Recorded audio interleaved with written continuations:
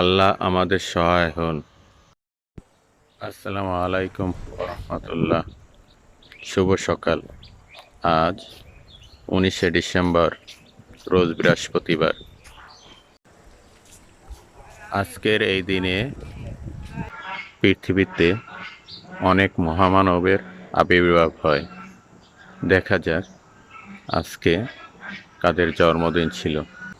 আজকের এই দিনে 1683 সালে স্পেনের রাজা পঞ্চম ফিলিপ জন্মগ্রহণ করেন। 1853 সালে মার্কিন পদার্থবিদ রবার্ট মিকেলাস আজকের দিনে জন্মগ্রহণ করেন। 1873 সালের এই দিনে ব্রিটিশ ভারতের খ্যাতনামা চিকিৎসক এবং বৈজ্ঞানিক স্যার উপেন্দ্রনাথ ব্রহ্মচারী 1875 সালে পদার্থবিজ্ঞানী আলবার্টের প্রথম স্ত্রী ও সহকর্মী মিলেভা মেরিক এই দিনে জন্মগ্রহণ করেন।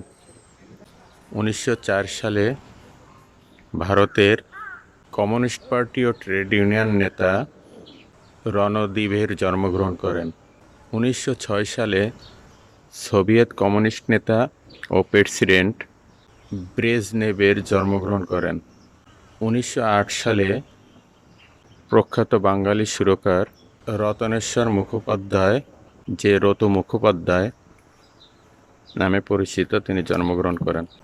1934 সালের ভারতের দ্বাদশ এবং প্রথম নারী রাষ্ট্রপতি প্রবিতা পাতিল জন্মগ্রহণ করেন।